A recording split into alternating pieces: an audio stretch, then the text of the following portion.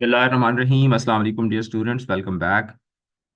It's day 5 of Grammar Boot Camp January batch. और कल की क्लास में हमने वर्ब के मुतालिक डिस्कशन करना स्टार्ट की थी। और वर्ब की जो टाइप्स हैं उनको कल हमने एक्सप्लोर किया था। आज हम वर्ब के मुतालिक एक बहुत ही इंपॉर्टेंट टॉपिक जो है उसको पहले एक्सप्लोर करेंगे। फिर वर्ब की जो रिमेनिंग तो नहीं कह सकते, वर्ब की टाइप्स के अंदर से ही जो ऑक्सिलरी वर्ब्स हैं, मॉडल वर्ब्स हैं, उनको थोड़ा डिटेल में हम देखेंगे। और उसके बाद फिर हम लोग एडवर्ब के मुतालिक भी आज की क्लास में बातचीत करेंगे। तो क्लास नेचुरली थोड़ी लंबी भी हो सकती है, ठीक है। तो इसलिए seat tight and enjoy this bumpy ride. बच्चे कहते हैं कि सर आपके साथ ग्रामर पढ़ना जो है ना, वो it's like a bumpy ride. आप टॉपिक को उठाते हैं और हमें भी साथ साथ घुमाते जाते हैं और ग्रामर को भी घुमाते जाते हैं। तो इसी तरह से ही होता होता है, लर्निंग इसी तरह होती है। जब तक आपको थोड़ा टफ टाइम ना मिले, अगर इजी इजी चीज़ें जो आपको ऑलरेडी आती हैं वही अगर आपको मैं करवा दूं तो फिर उसका फायदा तो नहीं होगा ना। तो you should be facing some difficulty as well during the lecture, कि ऐसी चीज़ें आ रही हों जो आपको ना आती हों, आप उसमें थोड़ा आपको टफ टाइम मिल रहा हो। क्योंकि इसी तरीके से ही आपकी फिर लर्निंग होती है, और बाद में जब आप एग्जाम में बैठे होंगे तो फिर यही चीज़ें जो आज आप थोड़ा डिफिकल्टी के साथ लर्न कर रहे हैं, तो यही चीज़ें फिर आपको वहाँ पे एग्जाम में सेव करती हैं, आपको बचाती हैं। Alright, so let's get started. Verb के जो टेंसेज हैं, अगरचे मैंने आगे चल के आपको जो टेंसेज हैं वो डिटेल के साथ पढ़ाने हैं, ठीक है। आगे चल के टेंसेज दोबारा आएंगे और वहाँ पे हम इसके फार्मूलाज, इसमें नेगेटिव सेंटेंस किस तरह बनता है, इंट्रोगेटिव कैसे बनता है, असर्टिव कैसे बनता है, वो सारी डिस्कशन हम वहाँ पे करेंगे। अभी चूंकि हम वर्ब के मतलब बात कर रहे हैं, तो मैंने यहाँ पर जो टेंसेज हैं उनको सिर्फ थोड़ा सा टच दिया हुआ है। वरना आगे चल के वीक 2 के अंदर मैं आपको टेंसेज एक एक टेंस डिटेल की में पढ़ाऊंगा, वहाँ पे उसके सेंटेंसेस भी बनाएंगे। तो इसलिए आपने ये नहीं कहना कि सर क्या हम बस टेंसेस के मुतालिक इतना ही पढ़ेंगे, तो ऐसा नहीं होगा, ठीक है। तो सिर्फ ताकि आपको आगे चल के जब मैं आपको टेंस पढ़ाऊँ तो आपको एक बेसिक सा आइडिया जो है वो मैंने पहले दिया हुआ हो। तो टेंस बेसिकली क्या होता है? टेंस एक ऐसा स्ट्रक्चर होता है सेंटेंस के अंदर जो हमें जो टाइम ऑफ एक्शन है उसके मुतालिक बताता है। यानी जो काम हो रहा है उसका जो टाइम फ्रेम होता है वो हमें हमें टेंस के जरिए पता चलता है। उर्दू में ना टेंस को जमाना कहा जाता है। तो they basically indicate whether the tense is action is happening now, it had happened in the past, or it will happen in the future. So there are basically three main tenses, ठीक है। 12 नहीं होते tense, ठीक है। जिस तरह आपको बाज़ जगहों पे पढ़ाए जाते हैं कि 12 टेंसेज होते हैं, 12 नहीं होते। टेंस तीन ही होते हैं, जमाने तीन ही होते हैं, ठीक है। या हम उसको प्रेजेंट कहते हैं, या फिर पास्ट होता है, या फिर क्या होता है, फ्यूचर होता है, ठीक है। Yes, time plus sense is equal to tense. Yes you are right Ahmad Jamil, time plus tense is equal to tense. तो थ्री टोटल टेंसेस हैं, प्रेजेंट टेंस है, पास्ट टेंस है और फ्यूचर टेंस है। और हर टेंस के फिर चार एस्पेक्ट हैं, ठीक है। चार एस्पेक्ट्स हैं, और वो एस्पेक्ट कौन कौन से हैं? सिंपल, कॉन्टिन्यूस, परफेक्ट और परफेक्ट कॉन्टिन्यूस।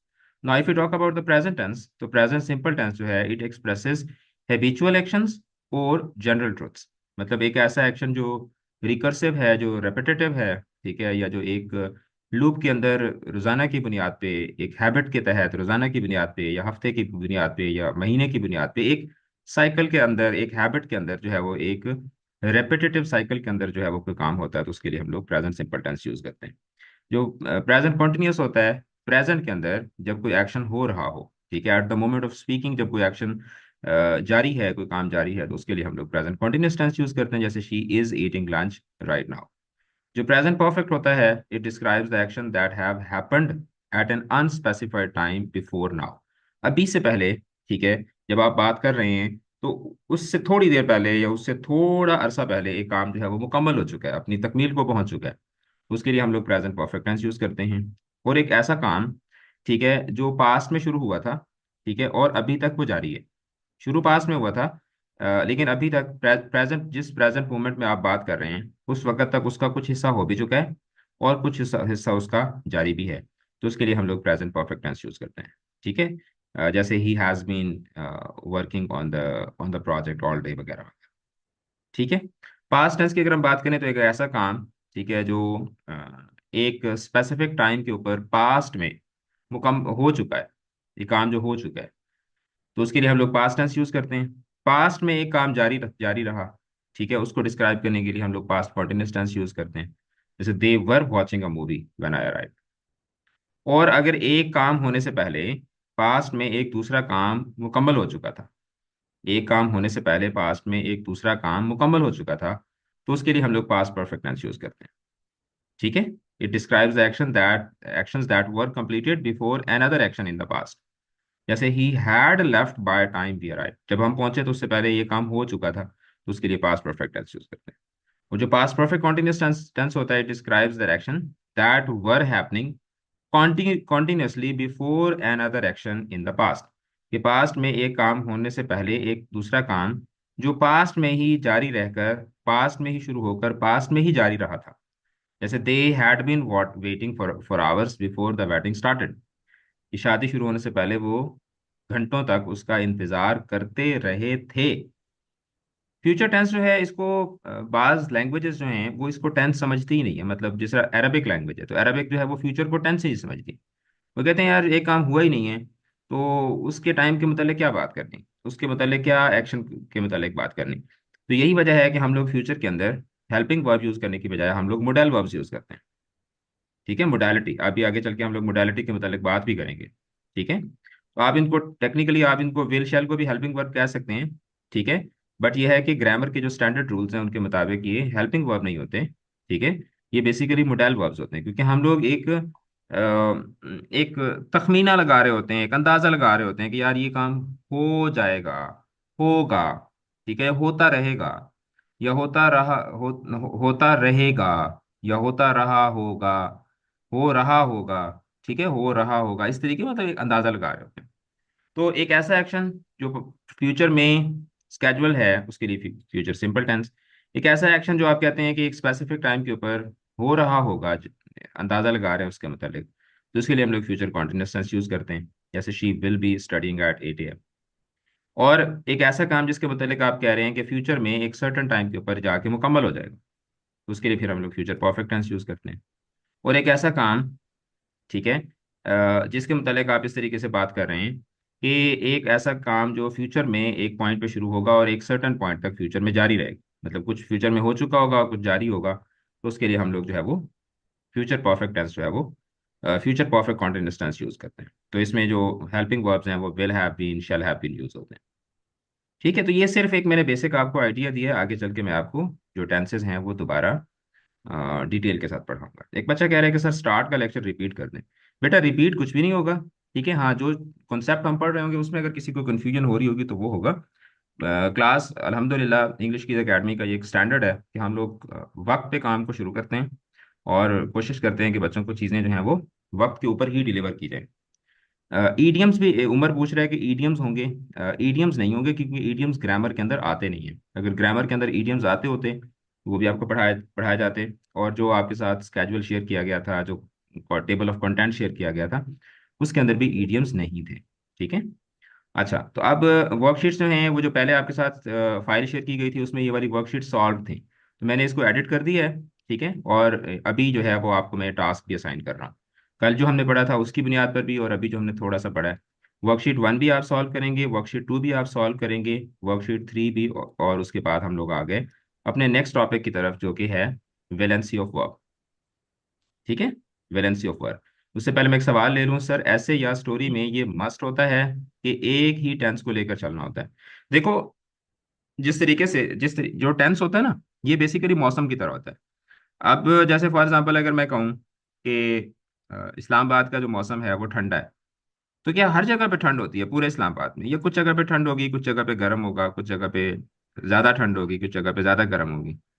आप अगर पौधों में चले जाएंगे तो आपको ज्यादा ठंड लगेगी, रोड पर आ जाएंगे तो कम होगी। तो इसी तरीके से जो ओवरऑल जो टेंस होता है ना, उसको हम लोग कहते हैं टेंस इन्वायरमेंट। टेंस इन्वायरमेंट, तो टेंस इन्वायरमेंट जो है वो सेम होता है। ठीक है, टेंस इन्वायरमेंट आपको, चाहे आप स्टोरी लिख रहे हो, चाहे आप ऐसे लिख रहे हो, चाहे आप समरी लिख रहे हो, आपको उसका एक टेंस इन्वायरमेंट एक रखना पड़ता है। लेकिन उसके अंदर फिर टेंस जो है वो अकॉर्डिंग टू सिचुएशन शिफ्ट होते रहते हैं। उसके अंदर आप टेंस जो है वो क्या करते रहते हैं, वो चेंज करते रहते हैं। जैसे फॉर एग्जाम्पल आप समरी लिख रहे हैं तो आप कहेंगे कि दिस पैसेज डिस्क्राइब्स, ठीक है, the importance of, maybe importance of reading. ठीक है, अकॉर्डिंग टू, फिर आप कहेंगे कि according to the passage there was a boy, there was a boy who had who had a you know who had a teacher, who had a very strict teacher. ठीक है। आप देखें ना कि ऊपर आपने जो इन्वायरमेंट रखा है वो प्रेजेंट सिंपल का रखा है। उसके बाद आप पूरी कहानी बताते जाएंगे, उसके बाद आप ये कहेंगे कि in conclusion this passage tells us about the benefits of reading books.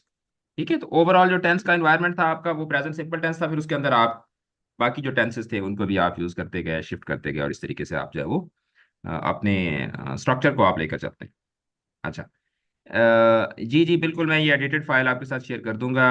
और तरम इज आस्किंग कि सर मेरी टीचर ने बताया था कि पोएम रिलेटेड क्वेश्चंस में थीम में पास्ट टेंस यूज नहीं होता, इज शी करेक्ट? थीम में तो नहीं यूज होता, थीम तो आप अभी बता रहे होते हैं ना, तो उसमें फिर आप पास्ट जो टेंस होता है वो आप यूज नहीं करते। मैं कोशिश करूंगा कि मैं आप लोग के जो इस तरह के जनरल क्वेश्चंस है ना, इसके ऊपर मैं आपको एक एएमए सेशन दे दूंगा। ठीक है। एएमए सेशन मैं नॉर्मली बच्चों को देता होता हूँ। एएमए का मतलब होता है आस्क मी एनीथिंग। ठीक है। Ask me anything. तो मैं आप लोगों की क्लास को भी एक एएमए सेशन कभी दे दूंगा। उसमें फिर आप जो भी आपने पूछना होगा, जो भी आपके जनरल क्वेश्चंस होते हैं स्टडी से रिलेटेड, वो आप मुझसे पूछ लीजिएगा। ठीक है। तो एएमए सेशन जो है वो मैं आप लोगों के साथ एक प्लान कर लूंगा, उसमें फिर आप इस तरह की चीज़ें जो है वो जो डायरेक्टली स्टडी से रिलेटेड नहीं होती लेकिन आपके जेन्युइन क्वेश्चंस होते हैं, तो वो फिर आप वहां से पूछ लीजिएगा। अच्छा। अभी हम लोग आगे जी वैलेंसी ऑफ वर्ब की तरफ। अब जो साइंस के बच्चे हैं उनको पता होगा वैलेंसी क्या होती है। ठीक है। वो जो आप वो केमिस्ट्री के अंदर पढ़ते हैं, वो आखिरी शेल के अंदर कितने इलेक्ट्रॉन्स होते हैं, उसकी बुनियाद पे आप किसी भी एलिमेंट की जो वैलेंसी होती है वो आप फाइंड आउट कर रहे होते हैं। तो valency basically it refers to number of arguments. Number of argument से मुराद ये है कि नंबर ऑफ नाउन्स, तो उसमें कितने सब्जेक्ट ऑब्जेक्ट कॉम्प्लीमेंट्स वगैरह एक वर्ब कितने आर्ग्यूमेंट ले सकता है, या कितने नाउन्स को अपने साथ जो है कितने नाउन को अपने साथ वो अपने साथ वो चिपका सकता है। जी बिल्कुल, अहमद अहमद ने बताई है वैलेंसी के मतलब कि capacity of an atom to form bonds. ठीक है। वो बॉन्ड कैसे बनाता है? ऑब्वियसली वो इलेक्ट्रॉन्स लेने देने से वो बनाता है ना। ठीक है। ऑलराइट। तो अब होता क्या है कि एक वर्ब जो है, ठीक है, एक वर्ब जो है वो कितने नाउन्स को अपने साथ अटैच कर सकता है, या आसान अल्फाज में अगर मैं वेलेंसी की आपको डेफिनेशन बताऊं, आसान डेफिनेशन, तो वेलेंसी से मुराद ये है, आसान बिल्कुल आप लोगों के लिए मैं आसान कर रहा हूँ, how many objects a verb can have. ठीक है। एक वर्ब के पास कितने ऑब्जेक्ट्स हो सकते हैं, इसकी बुनियाद पर क्या बनती है, वर्ब की जो वेलेंसी होती है वो डिसाइड होती है। और इस एतबार से, ठीक है, जो वर्ब्स हैं उनकी बुनियादी तौर पर जो दो टाइप्स हैं वो हमने ऊपर यहाँ पर पढ़ ली थी, transitive and intransitive. Transitive and intransitive यहाँ पर मैंने आपको पढ़ाया था, इनट्रांजिटिव एंड ट्रांजिटिव। तो ट्रांजिटिव का मैंने आपको बताया था कि ट्रांजिटिव एक ऐसा वर्ब होता है जिसको ऑब्जेक्ट चाहिए होता है, और इनट्रांजिटिव एक ऐसा वर्ब होता है जिसको ऑब्जेक्ट नहीं चाहिए होता, जो बगैर ऑब्जेक्ट के ही अपना मीनिंग जो है वो क्या कर लेता है, वो कंप्लीट कर लेता है। ठीक है। सर ये जो वर्कशीट है इनको सॉल्व करने का तरीका बता दें। इनको सॉल्व करने का बेटा तरीका ये है कि आपने छत पे चढ़ जाना है। ठीक है। छत पे जाना है और छत पे आपने जाके बैठ के, और वहां पे आपने पंखा भी चला लेना है। ठीक है, क्योंकि सर्दियां हैं तो जाहिर बात है आपको फिर पंखा भी चलाना पड़ेगा। छत पे आपने जाके पंखा चला के उसके सामने बैठ के आपने अपना रजिस्टर खोलना है, और उसके ऊपर आपने क्वेश्चंस को लिखते जाना है, सेंटेंसेस को, और साथ में उनके आंसर लिखते जाना है। ठीक है। तो this is how you have to solve. All right, so let's keep moving. Keep moving, बेटा, keep moving because we have a lot to do. We have a lot to do, और time हमारे पास obviously थोड़ा होता है और काम हमने करने होते हैं बहुत ज़्यादा। ओके। तो वैलेंसी जैसे मैंने आपको बता दिया कि एक वर्ब के पास कितने ऑब्जेक्ट्स हो सकते हैं, इस एतबार से उसकी वैलेंसी जो है वो डिटरमिन होती है या डिफाइन होती है। तो सबसे पहले हमारे पास हैं इनट्रांजिटिव वर्ब, जिनको मोनैडिक टर्म्स वर्ब्स भी कहा जाता है। आप मोनैडिक का वर्ड अगर याद नहीं रखना चाहते या आपको याद नहीं रहता, तो आप सिर्फ इनट्रांजिटिव, इनट्रांजिटिव का मतलब कि जो ट्रांजिटिव नहीं होता। ठीक है। आर्ग्यूमेंट, आर्ग्यूमेंट से मुराद ये होता है कि नाउन्स, नाउन्स। ठीक है। यानी कि एक एक नाउन जो है, एक एक्टिविटी है, तो उसके अंदर जितने भी पार्टिसिपेंट, जैसे फॉर एग्जांपल है, फॉर एग्जांपल ईटिंग, ईटिंग अब एक एक्टिविटी है। अब मैं कहता हूं कि अहमद ईट्स एन एप्पल, तो तो इसके अंदर ईटिंग के अंदर कितने आर्ग्यूमेंट या कितने पार्टिसिपेंट हैं इसके अंदर? एक अहमद हो गया और एक एप्पल हो गया। तो एक एक्टिविटी के अंदर जितने भी लोग या जितनी भी चीजें इन्वॉल्व होती हैं वो तमाम के तमाम जो है वो टेक्निकली वो आर्ग्यूमेंट्स कहलाते हैं। ठीक है, वो टेक्निकली क्या कहलाते हैं? वो आर्ग्यूमेंट्स कहलाते हैं। ठीक है, वो टेक्निकली वो आर्ग्यूमेंट्स कहलाते हैं। अच्छा, now let's keep moving, let's get the ball rolling. तो इंट्रांजिटिव वर्ब्स क्या होते हैं? These verbs require only a subject and they do not take a direct object. यानी इनको डायरेक्ट ऑब्जेक्ट जो है वो नहीं चाहिए होता। ठीक है, इनको जो है वो डायरेक्ट ऑब्जेक्ट नहीं चाहिए होता। अभी आप लोग अगर मेरी बात को नहीं सुनेंगे बेटा तवज्जो के साथ, आप फोकस नहीं करेंगे, तो आपको फिर नहीं समझ आएगा। आपको कोई भी काम होता है उसको अकॉम्प्लिश करने के लिए, उसको करने के लिए आपको फोकस चाहिए होता है। अब मैं पढ़ा रहा हूँ, अगर मैं फोकस नहीं हूँगा, मैं इधर उधर की बातें करना शुरू कर दूंगा, तो ऑब्वियसली फिर आपका नुकसान होगा। और इसी तरीके से अगर आप फोकस नहीं होंगे, आप मेरी बात को तवज्जो से नहीं सुनेंगे, तो बच्चों फिर आपका नुकसान होगा। इसलिए तवज्जो के साथ जो चीज़ आपको पढ़ाई जा रही होती है उस पर फोकस किया करें। कुछ बच्चे होते हैं वो उनके जहन में ना एक अजीब सी दुनिया चल रही होती है, वो उस दुनिया से निकल नहीं पाते। तो इसलिए जिस जिस दुनिया में भी आप हैं, वहां से एक लम्हे के लिए, सिर्फ एक घंटे के लिए आप जो है वो वापस आ जाएं, और इस बूट कैंप के अंदर एक एक घंटे के लिए सिर्फ अपने आप को हाजिर रखें। ठीक है, अगर आप इससे सही मानों में फायदा उठाना चाहते हैं तो। अब मोनोट्रांजिटिव क्या होते हैं? या इनट्रांजिटिव, इनट्रांजिटिव वो वर्ब्स होते हैं जिनको ऑब्जेक्ट की जरूरत नहीं होती। दे डिस्क्राइब एन एक्शन और state that does not transfer to an object. जैसे शी थोडं स्लीप्स। तेच वर्कशीट बटन दिसाल काय जी आगा बेटा, मतलब वो चीज आगा भी साल काय चीज क्या चीज? क्या कह रहे हो महद? Okay, she स्लीप्स। तो अब इसमें देखें कि शी हमारे पास सब्जेक्ट है, स्लीप इसमें वर्ब है, और no object is needed. We just need the subject she. He arrived early. तो ही इसमें सब्जेक्ट है, अराइव्ड इसमें वर्ब है, and there is no object. The sun shines brightly. ठीक है, the sun shines brightly. Sun इसमें subject है, shines इसमें वर्ब है, ब्राइटली इसके अंदर एडवर्ब है, and we don't have any object here. तो वो तमाम के तमाम वर्ब्स, उर्दू में इनको ना फेल लाजिम कहते हैं। उर्दू में इनको क्या कहा जाता है? फेल लाजिम।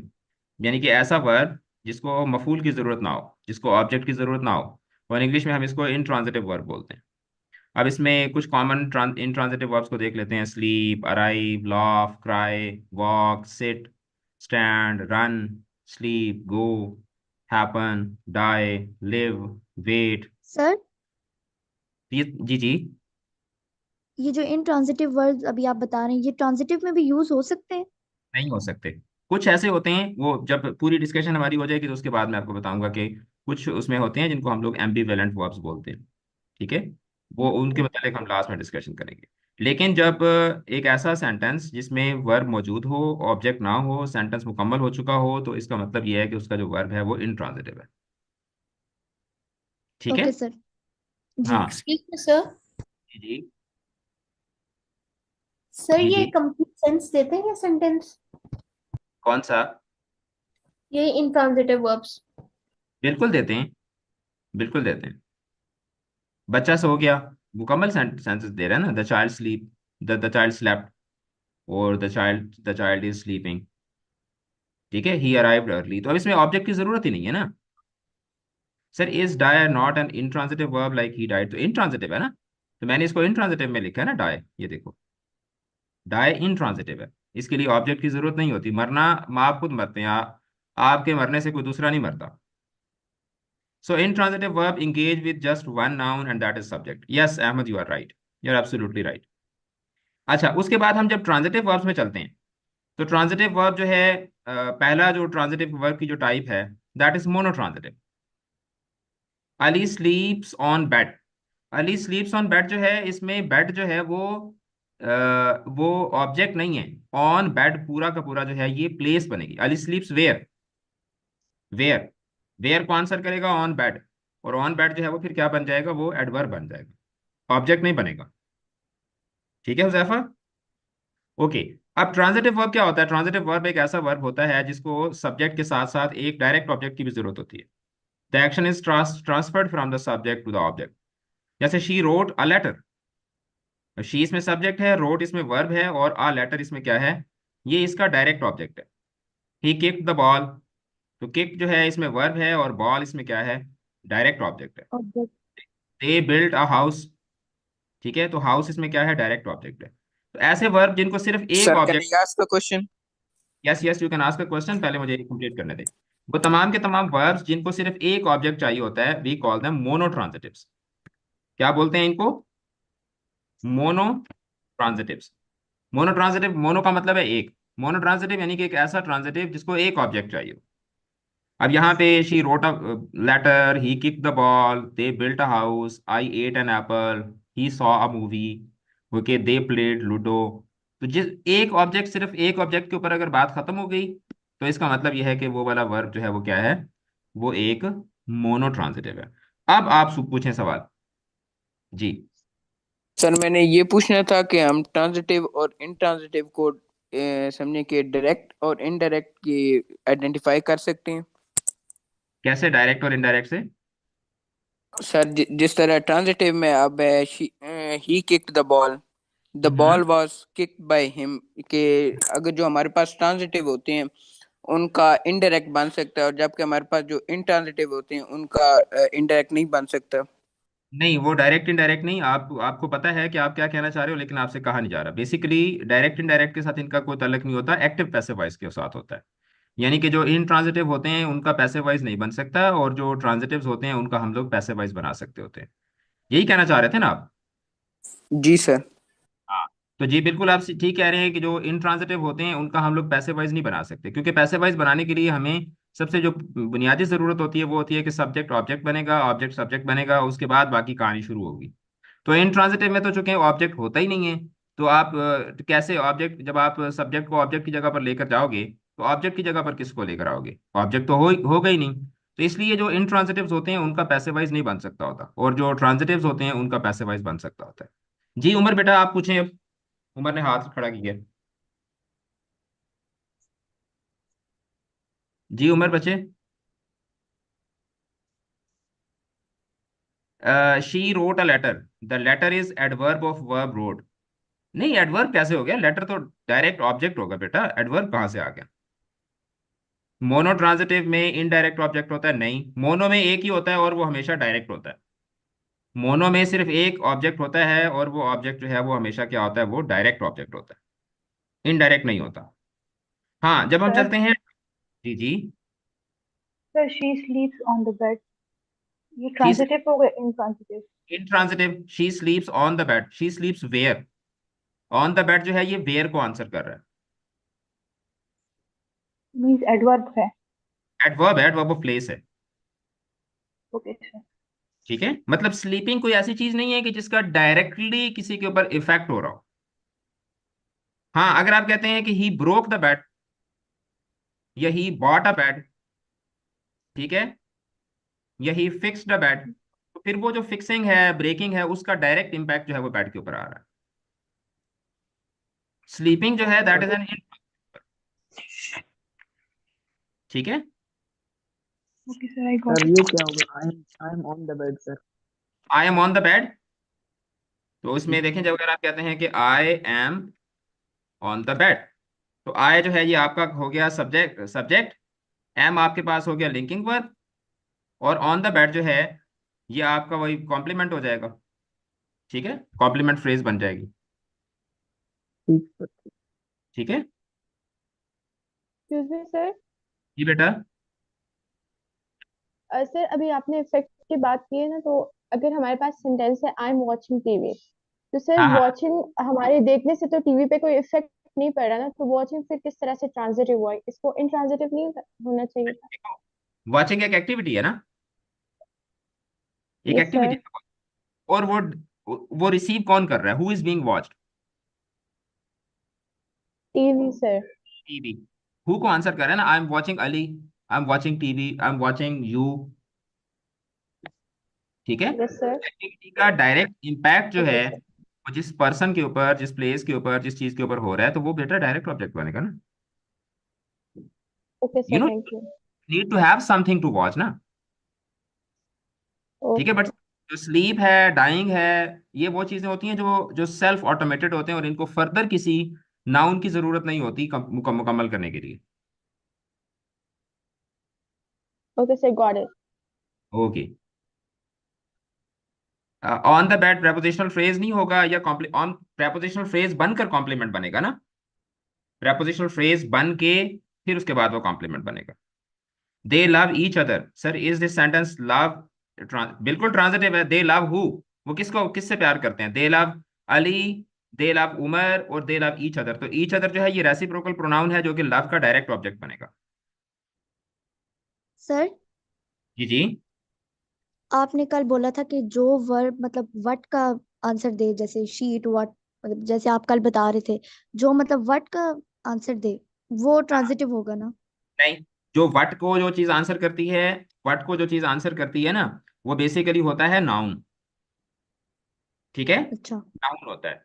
वट को या हु को जो चीजें आंसर करती हैं, वट या हु को जो चीजें आंसर करती हैं वो नाउन्स या प्रोनाउंस होते हैं। और नाउन और प्रोनाउन जो हैं ये ही सब्जेक्ट या ऑब्जेक्ट बन सकते होते हैं। वर्ब के बाद अगर कोई वर्ड स्ट्रक्चर नहीं है तो इसका मतलब यह है कि कोई ऑब्जेक्ट नहीं है।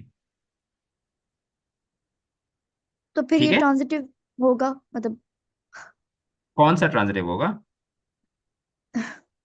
अब मुझे समझ नहीं आ रहा मैं आपको किस तरह एक्सप्लेन आप करूं। कुछ, बेटा कोई मसला नहीं है, आप कंफ्यूज ना हो। सवाल पूछना आपका हक है, या आपका आईनी हक है। सवाल पूछना, उस्ताद से सवाल पूछना बच्चे का हक होता है।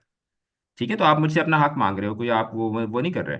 यू आर नॉट अनोइंग मी, इसलिए यू कैन आस्क, जिस तरह का मर्जी सवाल हो आप पूछ सकते हो। ट्रांजिटिव और इंट्रांजिटिव को मतलब चेक करने के लिए सिर्फ चेक एक ही करने हमारे के पास ट्रिक है कि लिए, मतलब हाँ चेक हाँ, करने के लिए कि जी उसमें जी, ऑब्जेक्ट होना जरूरी है, बस यही एक ट्रिक है या यही कोई ट्रिक और है। भी?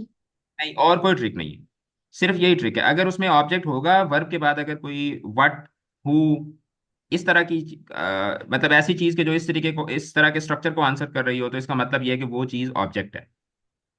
यही मैं आपको अगर, बोल रही थी, ठीक है। हाँ, अगर where, when, how, how much, ठीक है, तो इस तरह के जो स्ट्रक्चर्स होते हैं ना वो एडवर्ब्स होते हैं। हाँ ठीक है, थैंक यू ठीक है, सर। अच्छा। अब जो जी। डायट्रांजिटिव होता है, ditransitive, sir what is the passive of they love each other? They love each other का पैसिव वॉइस भी यही होगा, क्योंकि देखो इसमें सब्जेक्ट और ऑब्जेक्ट जो है वो सेम है। दे लव ईच अदर का अगर आप पैसिव वॉइस बनाना बनाना चाहते हैं तो फिर वो होगा कि they are loved by each other. ठीक है, they are loved by each other. Excuse me sir. बेटा, सर अगर एक सेंटेंस है शट दी डोर, इसमें ऑब्जेक्ट जो होगा वो डोर होगा? बिल्कुल, शट जो है वो एक वर्ब है, इंपैरेटिव सेंटेंस है। और मतलब डोर जो कि है, पैसिव वॉइस, द डोर जो है, पैसिव वॉइस बनाने के लिए सर पैसिव वॉइस बनाने के लिए सब्जेक्ट का होना जरूरी नहीं है, ऑब्जेक्ट का होना जरूरी है बस? सब्जेक्ट सब्जेक्ट यहाँ पर है, सब्जेक्ट यहाँ पर है यू, जो कि इसके अंदर इंप्लाइड है, जिस तरीके से मैथ में आप लोग इंप्लाई कर लेते हैं, सपोज कर लेते हैं। तो शट द डोर का मतलब ये है कि यू शट द डोर। ठीक है, तो सब्जेक्ट यहाँ पर मौजूद है, आपने सिर्फ उसको मेंशन नहीं किया। सर इसका पैसिव बनेगा तो वो क्या होगा फिर? Let the door be shut. ठीक है, yes sir. Let the door be shut.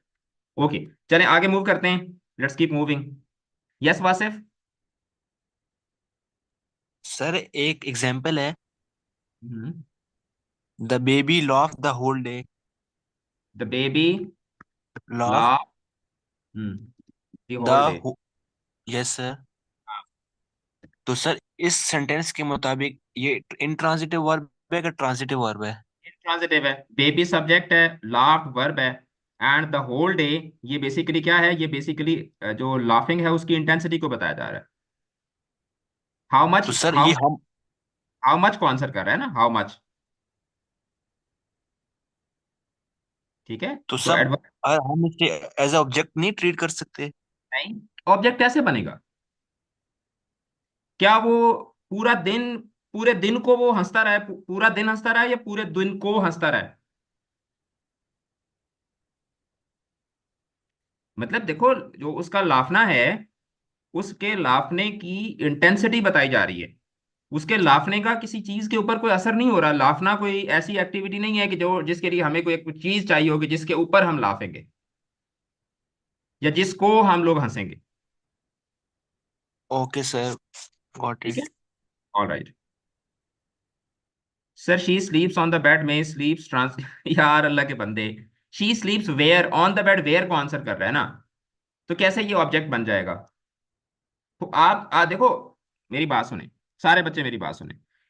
जब आप ग्रामर पढ़ रहे होते हैं ना, तो ग्रामर को पढ़ने का ना एक तरीका होता है, और वो तरीका ये होता है कि आपने जो लॉजिक होती है ना उसको क्लियर करना होता है। अब बच्चे क्या करते हैं, वो इधर से सेंटेंस उधर से सेंटेंस, जो उन्होंने कहीं उनके वर्कशीट्स वगैरह में आए होते हैं, हेल्पिंग बुक्स में लिखे हुए होते हैं, तो वो लॉजिक को यूज नहीं करते। वो बेसिकली चाह रहे होते हैं कि टीचर जो है ना वो हमारे इन सेंटेंसेस को सॉल्व करते। और सेंटेंसेस को अगर आप, जो लॉजिक मैं आपको समझाने की कोशिश कर रहा हूं, अगर आप उस लॉजिक को नहीं समझेंगे, तो आपके ये सारे के सारे, अगर आप 1,000 सेंटेंस भी मुझसे सॉल्व करवा लें, तो आपको ग्रामर समझ नहीं आएगी, ना आपको समझ आएगा कि ये सेंटेंस किस तरीके से सॉल्व हुआ है। लॉजिक को समझें, और जो सेंटेंस आपके जहन में, जैसे फॉर एग्जाम्पल अभी जो 4-5 बच्चों ने कुछ सेंटेंसेस लिखे, इनको आप खुद देखें। He was driving a car. अब वो बच्चा पूछ रहा है कि क्या ये ट्रांजिटिव वर्ब है? ही वॉज ड्राइविंग व्हाट, कि क्या वो चीज थी जिसको ड्राइव किया जा रहा था, क्या चीज थी? What was being driven? A car. तो अ कार जो है ये इसमें ऑब्जेक्ट है, तो इसका मतलब है कि ये ट्रांजिटिव है। She lies, she lies about, she lies about everything. तो अबाउट एवरीथिंग जो है, शी लाइज व्हाट तो नहीं है ना। लाइज एक ऐसी चीज है कि जो मतलब इन इट सेल्फ जो है वो सेल्फ एक्सप्लेनेटरी है। शी लाइज, आगे जब हम कहते हैं कि अबाउट एवरीथिंग, तो अबाउट एवरीथिंग जो है वो एक प्रेपोजिशनल फ्रेज है, ठीक है, और वो जो लाइंग है उसकी इंटेंसिटी बता रही है, उसकी इंटेंसिटी बता रही है। या ऐसा नहीं है कि जो झूठ आप बोल रहे हैं वो किसी चीज के ऊपर झूठ बोला जा रहा है। तो लॉजिक को बेटर अंडरस्टैंड करें। अगर आप लोग लॉजिक को अंडरस्टैंड नहीं करेंगे या लॉजिकली होकर चीजों को नहीं देखेंगे, तो फिर आपको, आपके लिए मुश्किल हो जाएगी।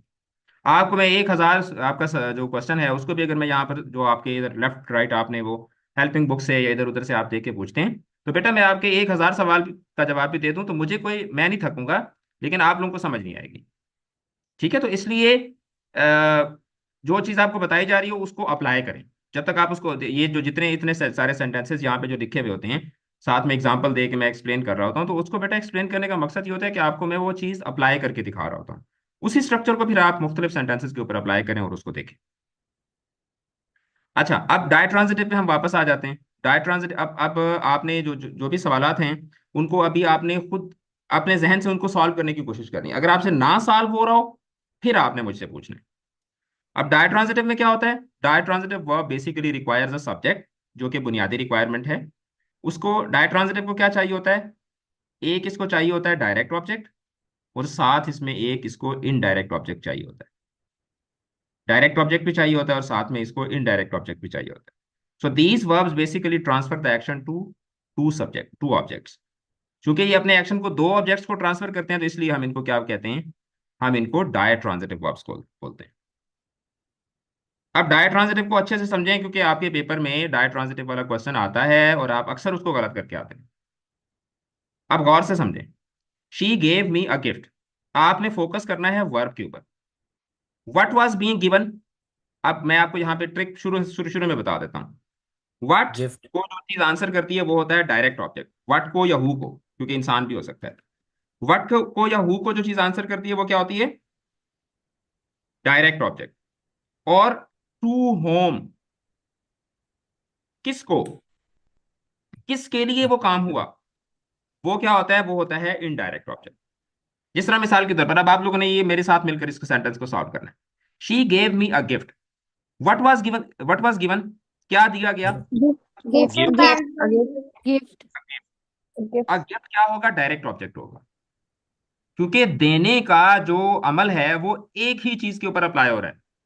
लेकिन वो गिफ्ट किसी को भी दिया जा सकता है, it can be anybody.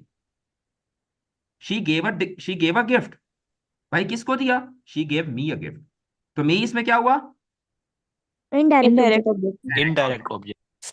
He sent her a letter, भेजा क्या उसने?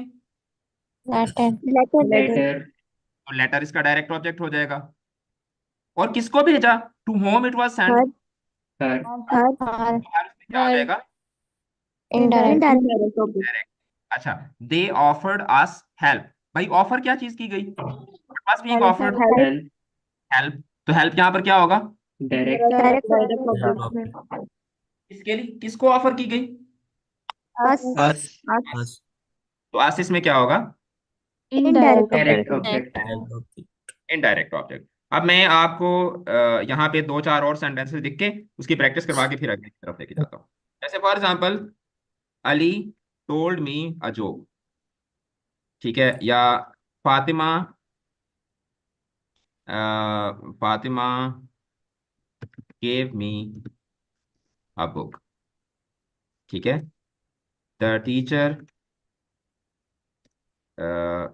Instructed us, the teacher showed us a movie, ठीक है। अब इसमें मुझे बताएं, Ali told me a joke, इसमें डायरेक्ट ऑब्जेक्ट कौन सा है? Joke. Joke. Joke. Indirect object क्या है? मी। मी।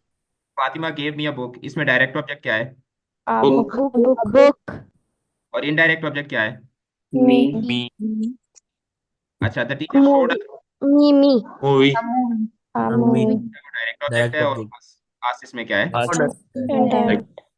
अच्छा, अब इसमें एक चीज मैं आपको क्लियर कर दूं कि जब सिर्फ एक ही ऑब्जेक्ट होता है, अगर मोनोट्रांजिटिव हो, तो मोनोट्रांजिटिव के अंदर कौन सा ऑब्जेक्ट आता होता है, डायरेक्ट या इनडायरेक्ट? डायरेक्ट। डायरेक्ट। तो उसमें, हाँ, उसमें वर्ब के फौरन बाद कौन सा, मोनोट्रांजिटिव में वर्ब के फौरन बाद कौन सा ऑब्जेक्ट आता है? डायरेक्ट। और डायट्रांजिटिव में वर्ब के फौरन बाद कौन सा आता है? इनडायरेक्ट। Indirect. इनडायरेक्ट। अच्छा, अब इनकी आपस में पोजीशन को आप स्विच नहीं कर सकते। क्या मैं ये कह सकता हूं कि Ali told a joke me? No. No. नहीं कर सकते, ठीक है। अब अगर आपने यहाँ पे आपने देखा है कि मैंने साथ में क्या लगाया था, टू होम, ये लगाया था ना। Yes sir. बाज दफा ऐसे होता है, अब मैं यहाँ पे आपको ट्रिक बताने लगा हूँ कि जैसे अभी मैंने आपको बताया कि डायट्रांजिटिव जो है उसमें क्या होता है, डायट्रांजिटिव में इनडायरेक्ट ऑब्जेक्ट पहले आता है और डायरेक्ट ऑब्जेक्ट बाद में आता है, यही मैंने आपको बताया। Yes. अब गलती कहाँ पर होती है? गलती यहाँ पर होती है कि मैंने ये बता, उस्ताद ने ये बता दिया कि डायरेक्ट ट्रांजिटिव में इनडायरेक्ट ऑब्जेक्ट पहले आता है और डायरेक्ट ऑब्जेक्ट बाद। बाद में। अब एग्जामिनर था, अब जो अगली बात मैं आपको बताने लगा हूँ ये उस्ताद ने नहीं बताई थी। एग्जामिनर ने क्या ट्रिक की?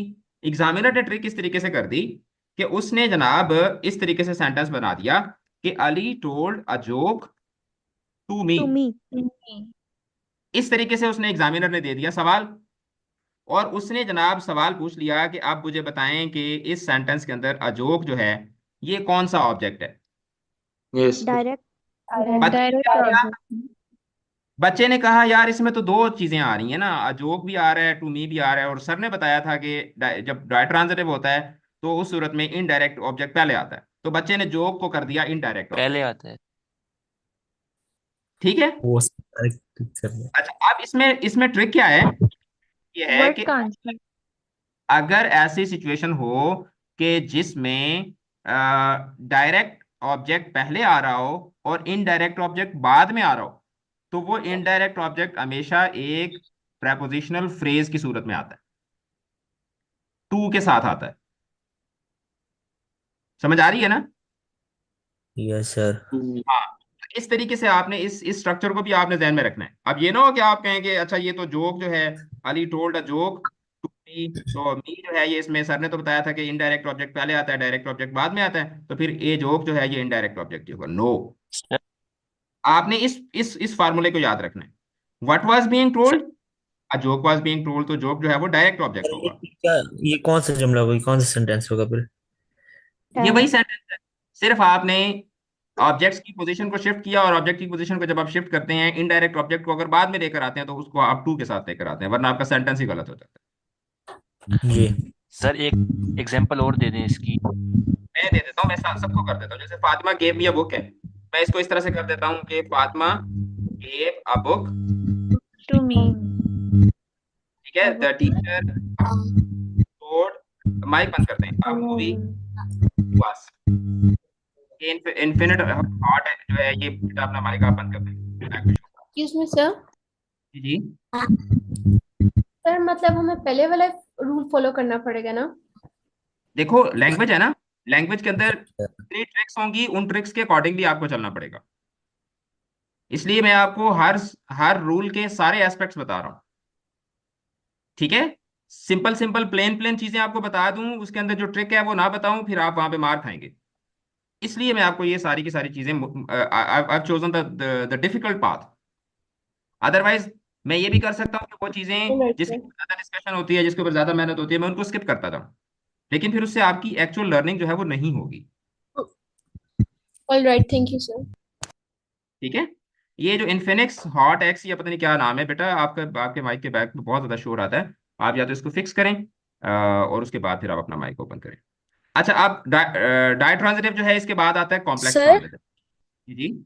सर ये जो आपने दो सेंटेंसेस लिखे थे उस वाले पेज में, उसमें अब दोनों ड्राई ट्रांजिटिव है ना, क्योंकि दो ऑब्जेक्ट्स हैं। Ali told me a joke और Ali told a joke to me.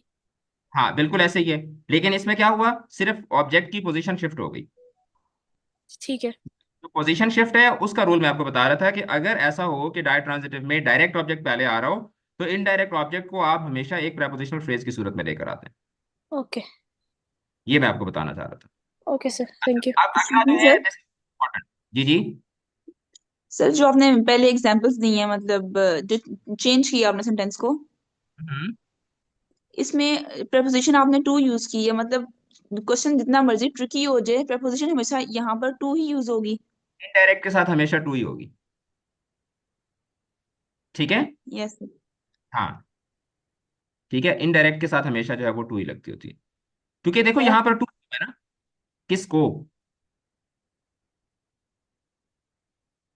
ठीक है। अच्छा, अब आगे चलते हैं कॉम्प्लेक्स वर्ब्स। इनको कॉम्प्लेक्स ट्रांजिटिव्स कहा जाता है, कॉम्प्लेक्स ट्रांजिटिव्स। एंड दिस इज, यार ये इन्फिनिट हॉट 11 प्ले, बेटा ना करें आप ऐसे मत करें, क्योंकि शोर होता है। आप माइक ओपन करते हो, बैक पे शोर होता है। आप पहले इस शोर को फिक्स करें, उसके बाद आप माइक ऑन करें। और जब आपने सवाल, किसी भी बच्चे ने जब बेटा सवाल पूछना हो तो उस वक्त माइक ऑन किया करें, अदर देन दैट आप अपने माइक्स को ऑफ रखा करें।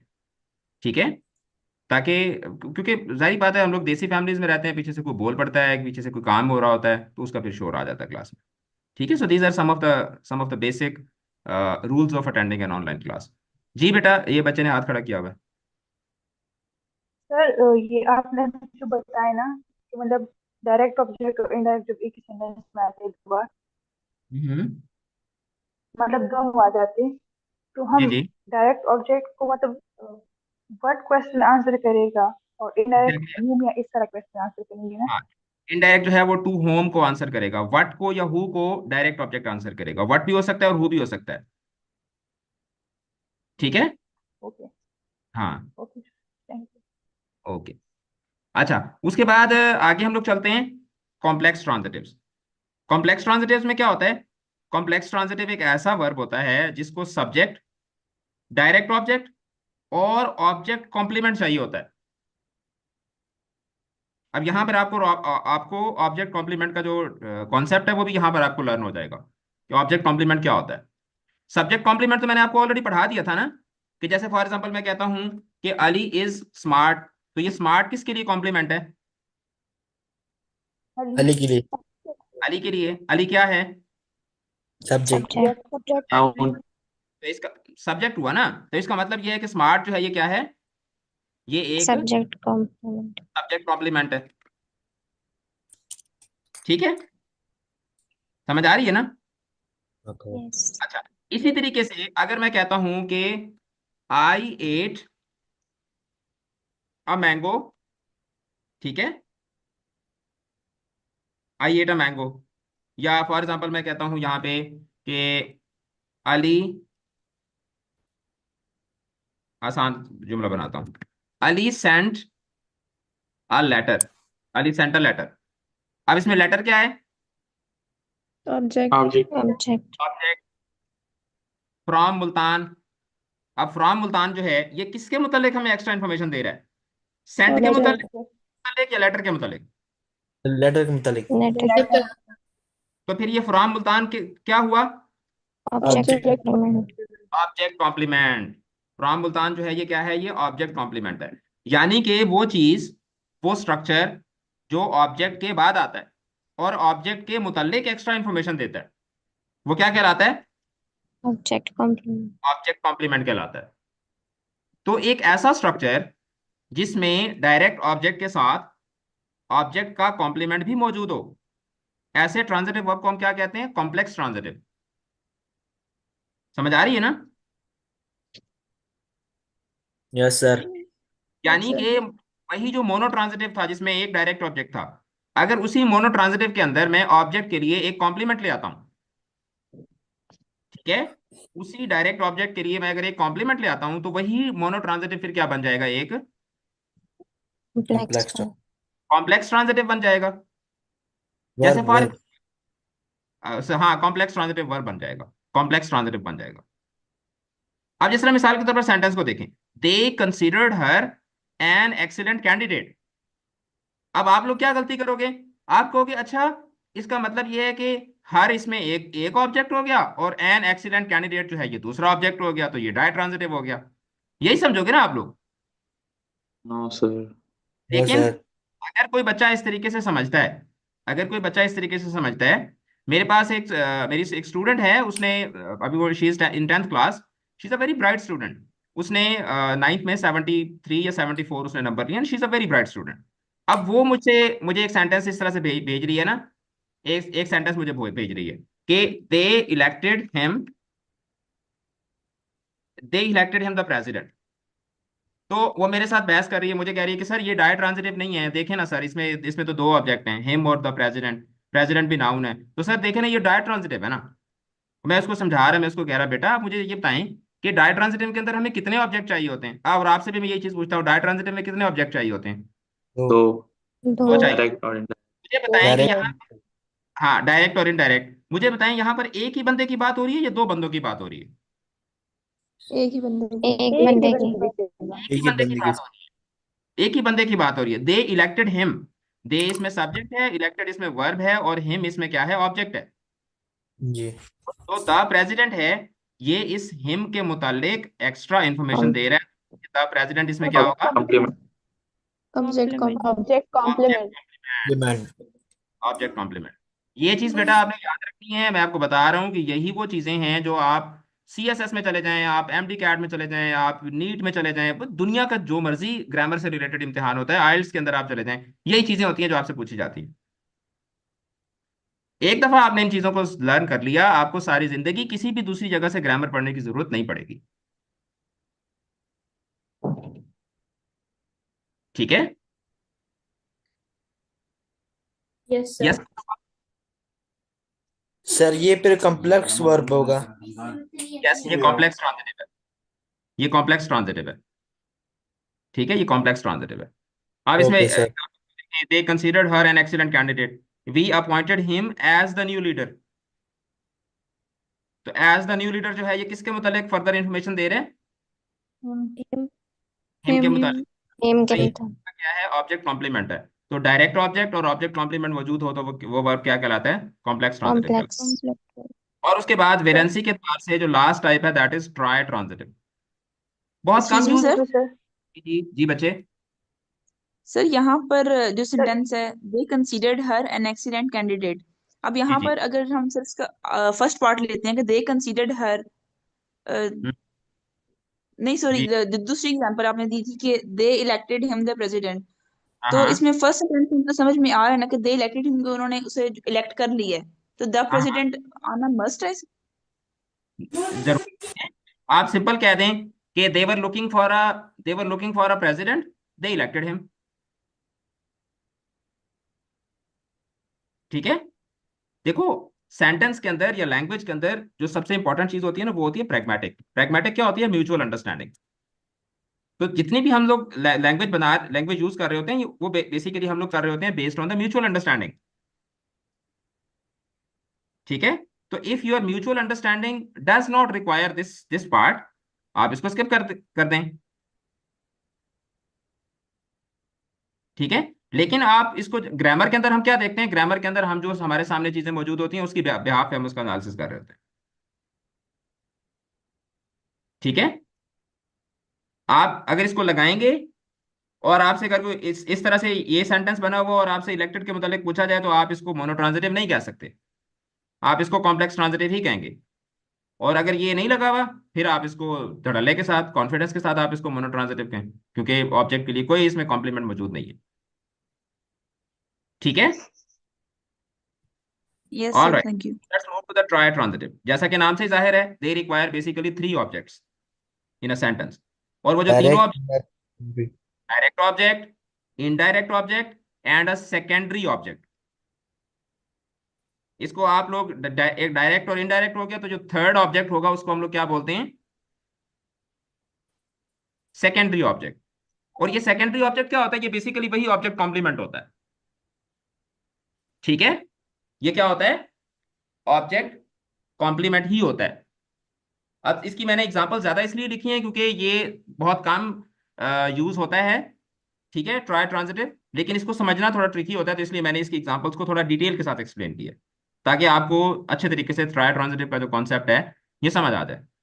अब जरा एग्जांपल्स को देखें। She sent her friend a book through a courier. तो शी इसमें क्या है? Subject, subject, subject. सेंट इसमें क्या है? Verb, verb, verb. वर्ब, और हर फ्रेंड इसमें क्या है? Object, indirect. Indirect object. Indirect, object, और इनडायरेक्ट अब ऑब्जेक्ट, अब बुक क्या है? Direct direct object, object, direct direct object. Object. Direct direct object. और थ्रू अ कोरियर जो है, ये किसके मुतालिक हमें इन्फॉर्मेशन दे रहा है? सेकेंडरी ऑब्जेक्ट, ऑब्जेक्ट बुक बारे के में। मुतालिक। सब्जेक्ट के ऑब्जेक्ट, मतलब। Direct object. तो ये डायरेक्ट ऑब्जेक्ट का क्या है? कॉम्प्लीमेंट है, यानी कि ये सेकेंडरी ऑब्जेक्ट है। आप इसको सेकेंडरी ऑब्जेक्ट भी कह सकते हैं और आप इसको ऑब्जेक्ट कॉम्प्लीमेंट भी कह सकते हैं। ठीक है, they told the teacher a story about their project. ठीक है, तो दे इसमें सब्जेक्ट हो गया, टोल्ड इसमें वर्ब हो गया, द टीचर इसमें क्या है? इनडायरेक्ट ऑब्जेक्ट है। स्टोरी उन्होंने बताई, तो स्टोरी क्या है? डायरेक्ट ऑब्जेक्ट है। और अबाउट देयर प्रोजेक्ट, ये स्टोरी को फर्दर इलाबोरेट कर रहा है, तो ये स्टोरी के लिए क्या है? ऑब्जेक्ट कॉम्प्लीमेंट है। जी सर। अहमद इज आस्किंग कि through the courier verb phrase नहीं है। नहीं बेटा, थ्रू थ्रू द कोरियर कैसे हो जाएगा? थ्रू तो इसमें प्रेपोजिशन है। ठीक है, थ्रू प्रेपोजिशन है, और द कोरियर जो है ये ऑब्जेक्ट ऑफ प्रेपोजिशन है। This is a prepositional phrase, it's not a verb phrase. Ahmad got it? Yes, it's describing how.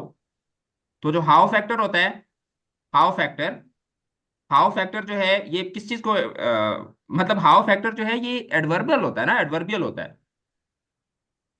Adverbial होता है, अगर आप इसको उस तरीके से देखते हैं तो। नहीं, एडवर्ब फ्रेज हम इसको नहीं कह सकते। यहां पर इसको एडवर्ब फ्रेज नहीं कह सकते, क्योंकि ये बुक के सर यहाँ मुतालिक। पर जी जी। सर यहाँ पर ये एडवर्बियल प्रेपोजिशनल फ्रेज के तौर पे लिया जाएगा ना? नहीं, एडवर्बियल के तौर पर हम इसको नहीं लेंगे। उसकी वजह ये है कि ये, अगर आप इसको निकाल देते हैं अ बुक को, she sent her friend through a courier, क्या ये सेंटेंस बन सकता है? No. No sir, no sentence की, सर। इसका मतलब ये है कि ये वाला जो स्ट्रक्चर है ये सेंट को मॉडिफाई नहीं कर रहा। समझ आ रही है ना? एक्सक्यूज यस मी सर। सर। बात को समझें। अगर ये एडवर्बियल स्ट्रक्चर होता तो एडवर्बियल, एडवर्ब किसको मॉडिफाई करता है? बताएं। वर्ब को, वर्ब, एडवर्ब और वर्ब को, एडवर्ब और एडजेक्टिव। एडवर्ब को एडवर्ब, या एडजेक्टिव। एडजेक्टिव। तो अगर ये यहां पर, क्योंकि इस पूरे सेंटेंस के अंदर एडवर्ब या एडजेक्टिव तो है नहीं, तो यस अगर सर। ये सेंट को मॉडिफाई कर रहा होता, तो फिर तो इसको खत्म करने से ये डायरेक्ट ऑब्जेक्ट बन जाता और ये एडवर्ब वाला काम करता रहता। ये बेसिकली ऑब्जेक्ट कॉम्प्लीमेंट है। Okay sir. ठीक है, इसी तरीके से अगर इस सेंटेंस को मैं इस तरीके से कर लेता हूँ, स्टोरी को खत्म कर देता हूँ, they told the teacher about their project, तो क्या सेंटेंस की सेंस वही रहेगी या गलत हो जाएगी? उन्होंने टीचर को प्रोजेक्ट के मुतालिक नहीं बताया, उन्होंने टीचर को प्रोजेक्ट के मुतालिक एक स्टोरी बताई है, और इन दो बातों में फर्क है। ठीक है, एक्सक्यूज मी सर। ये आयशा। सर ये ऑब्जेक्ट कॉम्प्लीमेंट और सेकेंडरी ऑब्जेक्ट एक ही चीज है? चीज है, एक ही चीज है, एक ही चीज है। Okay sir, thank you. अच्छा, इसके बाद आगे कपल ऑफ और एग्जांपल्स हैं। ही handed the waiter a note with a message. तो ही इसमें सब्जेक्ट है, हैंडेड इसमें वर्ब है, वेटर इसमें इनडायरेक्ट ऑब्जेक्ट है। हैंडेड क्या किया गया, अ नोट। अ नोट इसमें डायरेक्ट ऑब्जेक्ट है, और विद अ मैसेज जो है ये इस नोट के मुतालिक फर्दर इन्फॉर्मेशन है, तो ये क्या है, ये सेकेंडरी ऑब्जेक्ट है, ये ऑब्जेक्ट कॉम्प्लीमेंट है। She explained her colleagues the process in detail. तो शी इसमें सब्जेक्ट है, एक्सप्लेन्ड इसमें वर्ब है, हर कॉलीग्स जो है ये इसमें डायरेक्ट कॉम्प्लेक्स ऑब्जेक्ट। वर्ब हो सकता है। नहीं, कॉम्प्लेक्स होता तब होता कि अगर उसमें सिर्फ एक डायरेक्ट ऑब्जेक्ट होता और साथ में उसका कॉम्प्लीमेंट होता।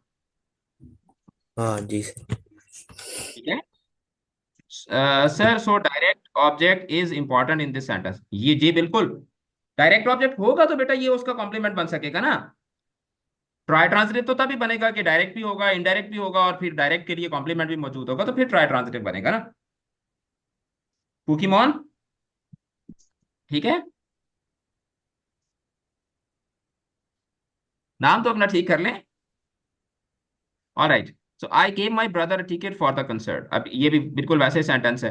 गेव इसमें वर्ब है, माई ब्रदर इसमें इनडायरेक्ट ऑब्जेक्ट है, और टिकट जो है ये इसमें क्या है, डायरेक्ट ऑब्जेक्ट है, और टिकट फॉर द कंसर्ट जो है ये इस टिकट को ही फर्दर मॉडिफाई कर रहा है, तो ये इसके लिए क्या है, सेकेंडरी ऑब्जेक्ट है या object complement.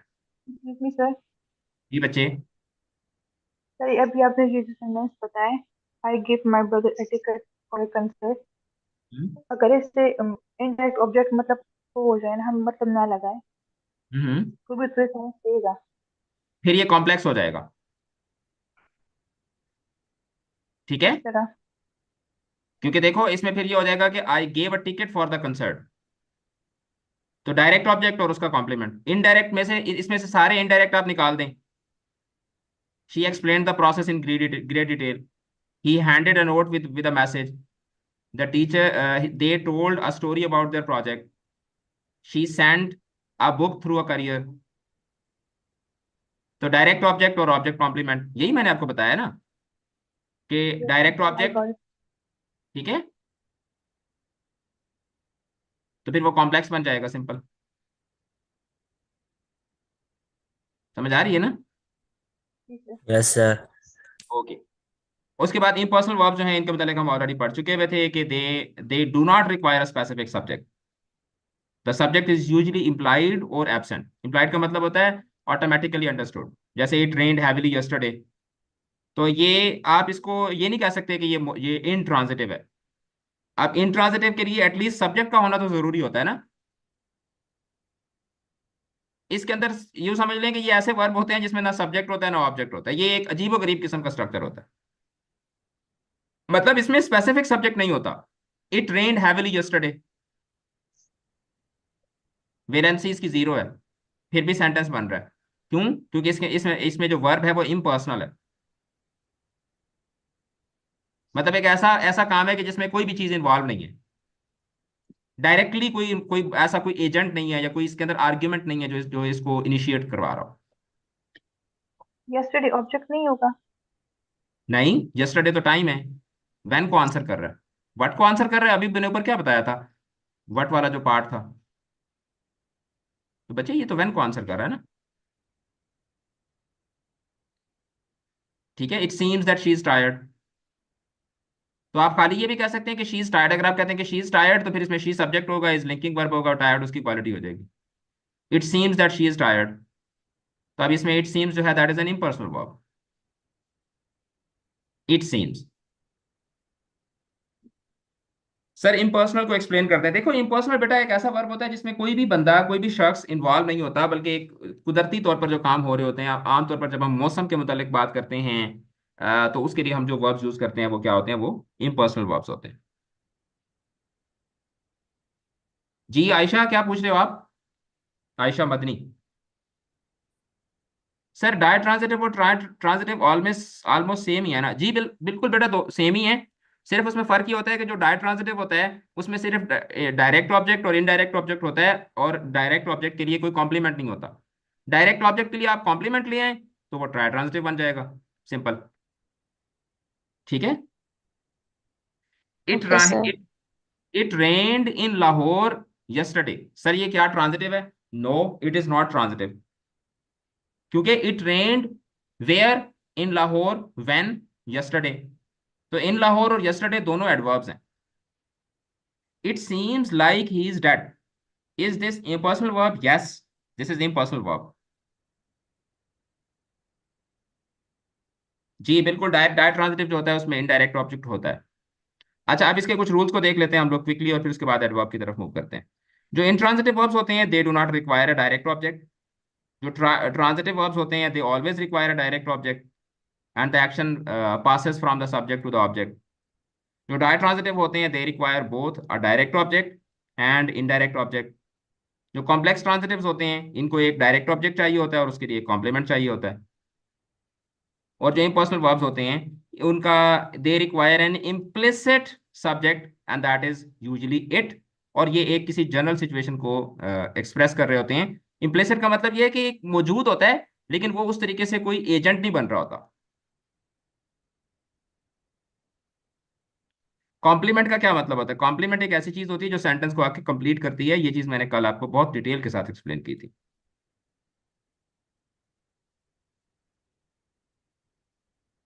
Yes Mustafa. Sir mono transitive के लिए सिर्फ डायरेक्ट ऑब्जेक्ट रिक्वायर्ड होता है। मोनो ट्रांजिटिव के लिए सिर्फ डायरेक्ट ऑब्जेक्ट चाहिए होता है। यस।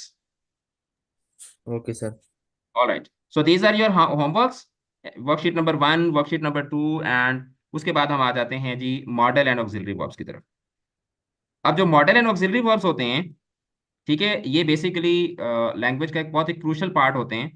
क्योंकि ये क्या कर रहे होते हैं, ये सेंटेंस का के अंदर जो वर्ब होता है, चाहे वो ट्रांजिटिव हो, इनट्रांजिटिव हो, मोनो ट्रांजिटिव हो, डाई हो, ट्राई हो, कॉम्प्लेक्स हो, जो भी हो, तो उसके मुतालिक हमें फर्दर इंफॉर्मेशन जो मिलती है उसके टाइम के मुतालिक, उसके स्ट्रक्चर के मुतालिक, वो हमें मिलती है मॉडल और ऑक्सिलरी वर्ब्स के जरिए। तो सबसे पहले हम लोग ऑक्सिलरी वर्ब्स को देख लेते हैं। This is very important. Auxiliary verbs जो हैं they are also known as the helping verb. ये जो लड़कों से मैं ये सवाल पूछता हूँ, वो अक्सर कार में नहीं होती ऑक्स केबल, होती है ना ऑक्स केबल, यार ऑक्स केबल किधर है? क्यों भाई लड़कों? यस सर, होती है। वो ऑक्स केबल जो होती है ना, वो बेसिकली उसका पूरा नाम है ऑक्सिलरी केबल। और ऑक्स केबल क्या काम करती है? वो बेसिकली आपके मीडिया प्लेयर को आपके फोन के साथ क्या करती है, कनेक्ट करती है। समझ आ रही है ना? तो इसलिए हम उसको ऑक्स केबल बोलते हैं। इसका पूरा नाम होता है ऑक्सिलरी केबल। तो पहले शायद आपको नहीं पता होगा, आज आपको ये पता चल गया कि अच्छा उसको ऑक्स केबल क्यों कहते हैं। बेसिकली ऑक्सिलरी केबल होती है। ठीक है, यानी ऑक्स केबल जब आप लगाते हैं ब्लूटूथ के जरिए तो आप वो डायरेक्टली प्ले कर लेते हैं। ऑक्स केबल में आपको मोबाइल के साथ अटैच करने के लिए, लैपटॉप के साथ या कंप्यूटर के साथ या मोबाइल कार के साथ अटैच करने के लिए आपको वो एक ऑक्सिलरी चाहिए होता है। ऑक्सिलरी का मतलब है हेल्पिंग। तो देख ये क्या करते हैं, they basically assist the main verb in a sentence to form tenses, to form moods, voices यानी कि एक्टिव वॉइस, पैसिव वॉइस के लिए, या जो डिफरेंट उसके एस्पेक्ट होते हैं, वगैरह वगैरह। ठीक है, तो उसके लिए क्या यूज करते हैं हम लोग? ऑक्स ऑक्स केबल यूज करते हैं। अनीजा इज सेइंग कि sir can you explain worksheet number 2। इसमें आपने ये करना है कि you have to fill in the blanks with appropriate verb form. You can use the verb in the correct valency from transitive, intransitive. यानी कि यहाँ पे आपने बताना है कि आपने इसकी कौन सी फॉर्म ऑफ वर्ब लगेगी। ठीक है, सिर्फ आपने फॉर्म ऑफ वर्ब लगा के इसको इसको वो करना है, फिल करना है, और फिर आपने बताना है कि इसकी इसकी वेलेंसी कौन सी है। ठीक है, आपने इसकी वेलेंसी फिर मुझे बतानी है। जैसे फॉर एग्जाम्पल पहला है, they gave us a surprise party. तो फिर आपने आगे इसकी वेलेंसी बतानी है कि इसकी वेलेंसी क्या है। ये ट्रांजिटिव है, इंट्रांजिटिव है, डायट्रांजिटिव है, या कॉम्प्लेक्स ट्रांजिटिव है, ये आपने बताना है। अच्छा, अब ओके सर। इकान कह रहा है कि sir why is are am was were are called be. Be का मतलब होता है होना। बी का मतलब क्या है? होना। अब जो किसी भी काम का होना है उसके मुतालिक जो फर्दर इंफॉर्मेशन है वो आप देते हैं कि कोई भी काम, जैसे मसदर होते हैं ना, मसदर उर्दू के अंदर मसादर होते हैं, इंग्लिश के अंदर जो बी है आप इसको एक तरह से मसदर समझ लें। ठीक है, इसकी फिर फर्दर आगे इसकी शेड्स हैं। इस तरह लिफ्ट रेड के शेड्स होते हैं डिफरेंट। आप कहें कि यार रेड के 50 शेड्स क्यों होते हैं, 60 शेड्स क्यों होते हैं? तो इसका यही जवाब होगा कि भाई होते हैं तो बस होते हैं। ठीक है, तो ये जो बी है ना, ये बेसिकली एक जनरल फिनोमिनन है, होना किसी भी काम का। अब उसके होने के मुतालिक फर्दर जब आप इंफॉर्मेशन देते हैं तो वो या तो एक चीज होगी जो हो रही होगी, या कोई एक बंदा होगा जो खुद ब खुद अपने किसी चीज के होने के मुतालिक, या किसी काम के मुतालिक, किसी काम के होने के मुतालिक अपनी जो उसके साथ एसोसिएशन है उसके मुतालिक बात कर रहा होगा, या एक से ज्यादा होंगे। तो प्रेजेंट में होगा तो ये कर लेंगे, पास में होगा तो फिर हम उसको वाज वर्ब में ले जाएंगे। अच्छा, ऑक्सिलरीज तीन तरह के होते हैं: be auxiliaries, do auxiliaries and have auxiliaries. ठीक है, be auxiliaries, do auxiliaries and have auxiliaries. अब बी ऑक्सिलरीज जो हैं ये क्या करते हैं, ये बेसिकली कॉन्टिन्यूस टेंसेस के अंदर यूज होते हैं। जैसे she is studying for her exam, is are am, was were, been, being. तो ये मोस्टली क्या होते हैं, ये अब इनके इनके मुतालिक हम लोग आगे चल के बात करते हैं ना, कि ये कॉन्टिन्यूस टेंसेस के अंदर यूज होते हैं। ठीक है, आई हैव बीन वर्किंग, ठीक है, he has been playing, this work is being done. तो जो कॉन्टिन्यूस टेंसेस होते हैं उसमें यूज होते हैं। और पैसिव वॉइस बनाने के लिए भी हम लोग क्या है, जो बी फॉर्म्स हैं इनको हम लोग यूज करते हैं। जो डू ऑक्सिलरीज होते हैं ये कहाँ पर यूज होते हैं, नेगेटिव सेंटेंसेस बनाने के लिए। जैसे ही लाइक्स कॉफी, तो ही लाइक्स कॉफी का नेगेटिव क्या बनेगा, he does not like coffee, he does not like coffee. और इसके अलावा जो डू ऑक्सिलरीज होते हैं ये क्वेश्चन बनाने के लिए यूज होते हैं। जैसे I like coffee, do you like coffee. ठीक है, she plays cricket, does she play cricket. ठीक है, तो ये जो डू ऑक्सिलरीज होते हैं ये क्या करते हैं, ये नेगेटिव सेंटेंसेस बनाने के लिए और क्वेश्चन बनाने के लिए यूज होते हैं। और जो हैव ऑक्सिलरीज होते हैं ये as an auxiliary perfect tenses के अंदर यूज होते हैं। तो इतने सिंपल करके, इतने आसान करके आपको ऑक्सिलरीज जो है वो मैंने पढ़ा दी। And if you talk about the modal verbs, have का other function to show possess, हाँ वो मैंने आपको ऑलरेडी बता दिया था। वो हमने ना, जब हम लोग बात कर रहे थे ना एक्शन वर्ब और हेल्पिंग वर्ब की, तो वहां पे मैंने आपको बता दिया था इसका जो जब ये पोजेस के मीनिंग में आता है और एज एन एक्शन वर्ब आता है, एज अ मेन वर्ब आता है, तो वो डिस्कशन हम ऑलरेडी कर चुके हैं। Now if you talk about the models, modal verbs होते हैं ये बेसिकली ऑक्सिलरी वर्ब की ही एक टाइप है। और ये किसी भी एक्शन की पॉसिबिलिटी, या किसी भी सब्जेक्ट के काम करने की एबिलिटी, या किसी काम के मुतल्लिक परमिशन, किसी काम के मुतल्लिक ऑब्लिगेशन, यानी कि ऑब्लिगेशन का मतलब होता है ड्यूटी, फर्ज, या उस काम की नेसेसिटी जो है उसको बताने के लिए यूज होते हैं। And modals always take, always always always they always take first form of verb, and they can never be the main verb. जो ऑक्सिलरीज हैं, ऑक्सिलरीज, इनके अंदर ये क्वालिटी होती है कि ये मेन वर्ब भी बन सकते हैं। सबकी एक एक एग्जांपल दूं सारी ऑक्सिलरीज की के मेन वर्ब होने की। Yes sir. जैसे फॉर एग्जांपल मैं कहता हूं कि Mustafa is a boy, is main verb बन गया। Ali was a captain, was इसमें मेन वर्ब बन गया। You yes sir.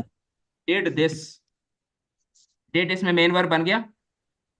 yes, ठीक है, अच्छा, दे डू दिस, डू इसमें क्या बन गया, मेन वर्ब बन गया। yes, अच्छा, जी आई हैव दिस, या आई हैव टू लेग्स, कोई भी चीज आप बनाना चाहें, I have two legs. Sir, auxiliary verb सिर्फ यही होते हैं? ऑक्सिलरीज ही है ना, बी ऑक्सिलरीज, डू ऑक्सिलरीज और हैव ऑक्सिलरीज, यही ऑक्सिलरीज हैं। ठीक है, ये जो ऊपर नजर आ रहे हैं। लेकिन जो ये वाले जो ऑक्सिलरीज होते हैं, जो हेल्पिंग वर्ब्स होते हैं, ये मेन वर्ब बन जाते हैं। लेकिन जो मॉडल ऑक्सिलरीज होते हैं, ये कभी भी मेन वर्ब नहीं बन सकते, ये हमेशा मॉडल ही रहते हैं और इनके फौरन बाद हमें फर्स्ट फॉर्म ऑफ वर्ब की हमेशा जरूरत होती है। This is what I am trying to tell you. Thank you. ठीक है sir. जी जी। हेल्पिंग वर्ब और मॉडल वर्ब ऑक्सिलरी वर्ब से मतलब बनते हैं ना। क्या चीज, हेल्पिंग वर्ब और मॉडल वर्ब, हाँ हाँ, ऑक्सिलरी वर्ब की मतलब होते हैं यस, ना फर्दर। ऑक्सिल हाँ बिल्कुल, ऑक्सिलरी की ही ये फर्दर टाइप है। अहमद इज आस्किंग कि सर कुड शुड वुड भी तो होते हैं ना सेकंड फॉर्म। जी बिल्कुल, वो इसी के अंदर ही आते हैं ना, वो यहाँ पे सारे लिखे हुए हैं। वो मॉडल्स होते हैं बेटा, मॉडल्स होते हैं, एंड मॉडल्स हमेशा फर्स्ट फॉर्म ऑफ वर्ब के साथ यूज होते हैं। मॉडल्स जो हैं वो हमेशा, देखो अहमद जो चीज़ मैं समझाने की कोशिश कर रहा हूँ ना, चाहे वो कैन हो चाहे वो कुड हो, मे हो, माइट हो, मस्ट हो, शैल हो, शुड हो, इनके फौरन बाद हमेशा फर्स्ट फॉर्म ऑफ वर्ब आती है। इनके बाद कभी भी हम सेकंड, थर्ड या आईएनजी फॉर्म ऑफ वर्ब जो है वो यूज नहीं करते होते। अब कैन के हवाले से अगर हम लोग बात करें, तो टोटल जो ऑक्सिलरीज हैं वो हैं बेसिकली 10, जो बेसिक ऑक्सिलरीज हैं। फिर उसमें कुछ और भी ऐड हो जाते हैं, need to, need not to, ठीक है, हैव टू, वगैरह वगैरह, लेकिन जो बेसिक ऑक्सिलरीज हैं वो यही हैं, can, could, may, might, shall, should, will, would, must and ought to. ठीक है, तो ये क्या है, ये बेसिक ऑक्सिलरीज हैं, can, could, may, might, shall, should, will, would, must and ought to. So these are the 10 basic auxiliaries, model verbs, 10 basic model verbs. अब इसमें जो can है, it is used to talk about ability, to talk about permission, or to talk about possibility. जैसे I can swim, possibility है। Can I borrow your book, permission के लिए है। ठीक है, he can, he can try, he can try, it can rain any time, possibility आप बता रहे हैं। अब जो could है, ये पास्ट के अंदर एबिलिटी को शो करता है। अगर कोई बंदा कहता है कि I could play the piano, तो इसका मतलब यह है कि वो अभी नहीं प्ले कर सकता, एक टाइम था जब वो प्ले कर सकता था। I could play the piano when I was younger. और मे जो है ये परमिशन के लिए और पॉसिबिलिटी के लिए यूज होता है। जैसे मे आई लीव अर्ली, परमिशन है। It may rain tomorrow, possibility बताई जा रही है। माइट जो है ये भी पॉसिबिलिटी के लिए यूज होता है, लेकिन क्या होता है, इसके अंदर जो सर्टेनिटी है वो मे से कम होती है। मे में एक्सक्यूज मी सर, सर्टेनिटी होती है, माइट के अंदर लेस होती है। जी बेटा। सर जो मैं होता है ये फॉर्मल परमिशन के लिए यूज होता है? क्या चीज? जो मैं होता है ये फॉर्मल परमिशन के लिए यूज होता है?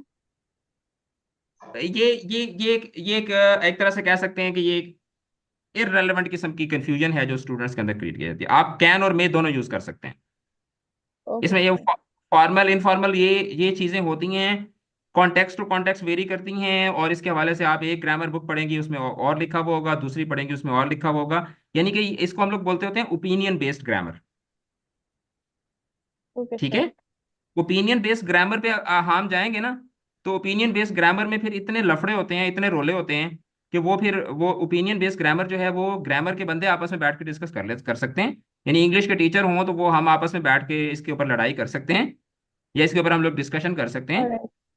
बच्चों को तो ऑब्वियसली वही चीज पढ़ाई जाती है ना जो स्टैंडर्ड होती है। Okay sir. Alright. I hope you got my point. Yes sir, I हाँ, गॉट इट। यस।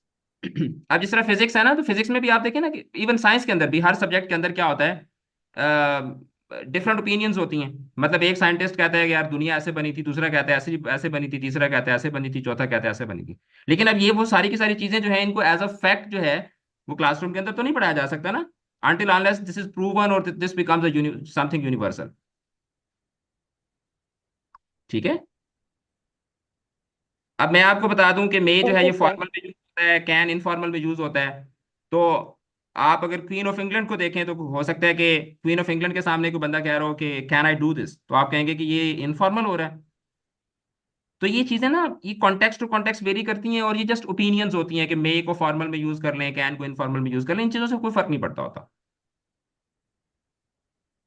अच्छा, तो ओके सर। उसके बाद शेल के हवाले से बात करें, तो शेल जो है ये फ्यूचर के अंदर जो किसी काम को करने की जो इंटेंशन है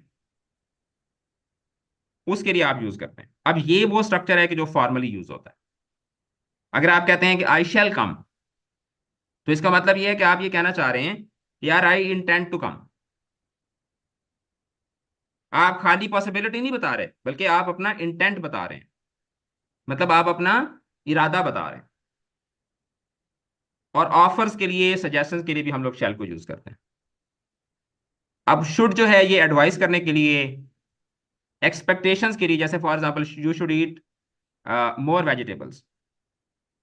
और इसी तरीके से जब मैं कहता हूं कि you should do that, you should do that कि, या यू शुड कॉल मी, कि मतलब एक्सपेक्टेशंस के लिए भी आप इसको यूज कर सकते हैं।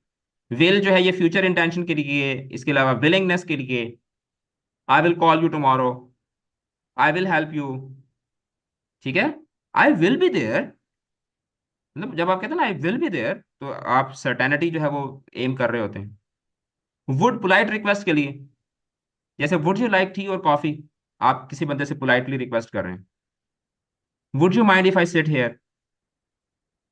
और इसी तरीके से हाइपोथेटिकल सिचुएशंस में जो कंडीशनल्स हम बनाते हैं तो उसमें भी वुड यूज होता है। जैसे हम कहते हैं ना कि if I were the president of this country I would do that.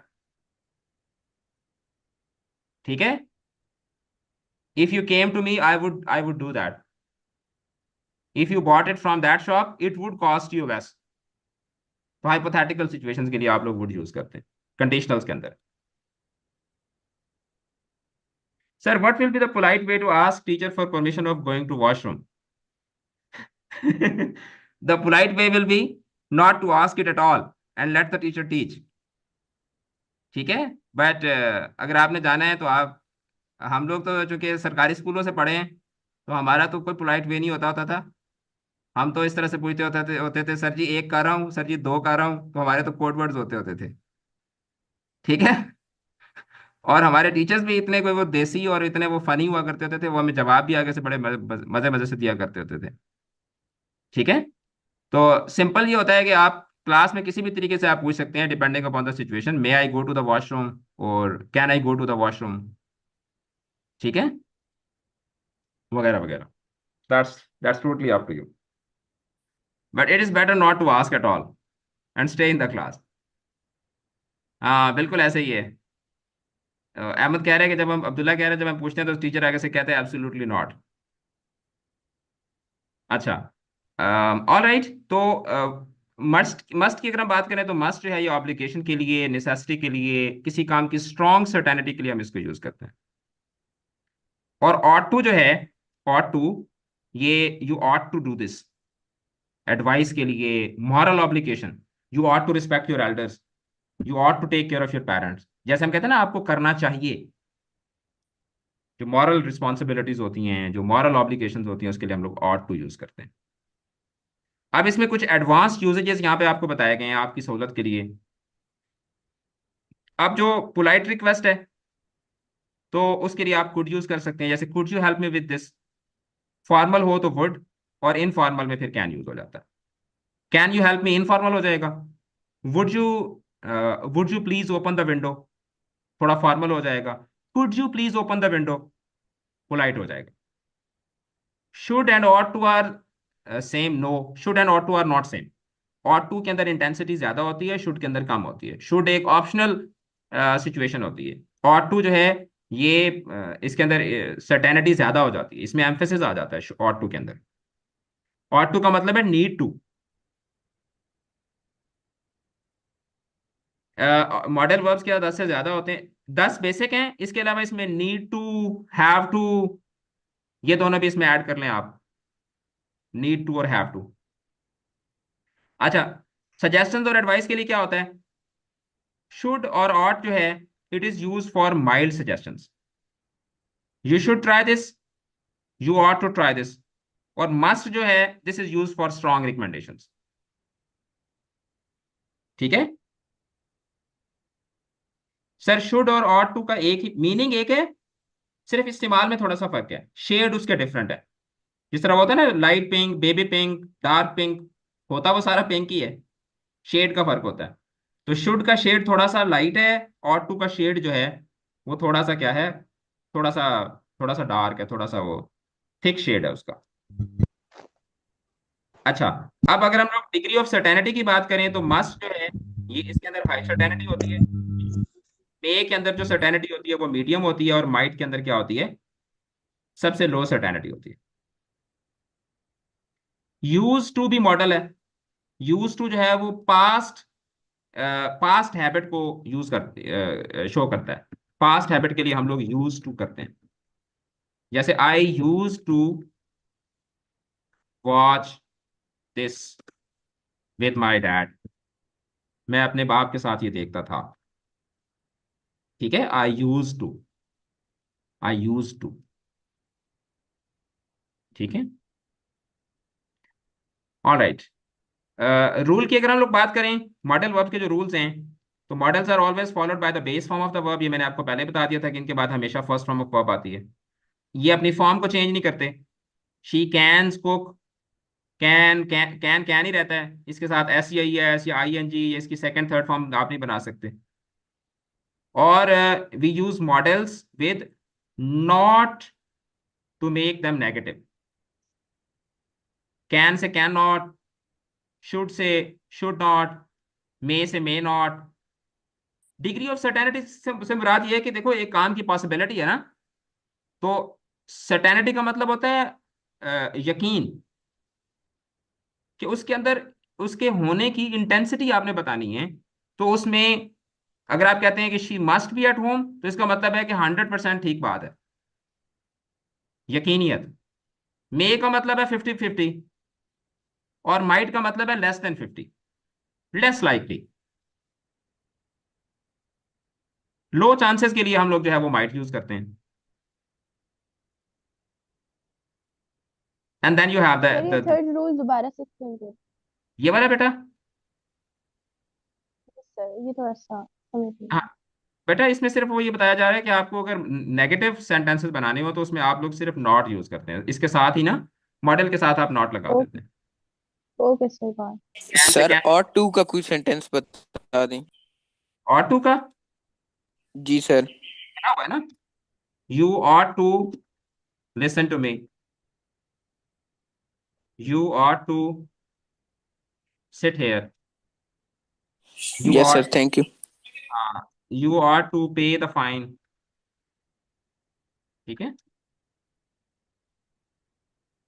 और अच्छा इस तरीके से होता है नीड टू, नीड टू और need not to, need to and need not to. जैसे you need to listen to me, you need to listen to me. और नेगेटिव बनाना होगा तो क्या होगा, बच्चे क्या करते हैं, you need, you need to not listen to me, गलत हो जाएगा। You need not to, you need not to listen to me.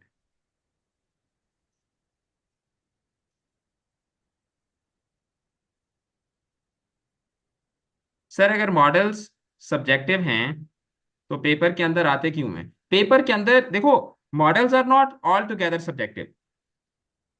Models के अंदर सब्जेक्टिविटी की एक टेंडेंसी पाई जाती है, और मोस्टली वो जो सब्जेक्टिविटी वाला ग्रे एरिया है वो आपसे पेपर्स में पूछने से अवॉइड किया जाता है।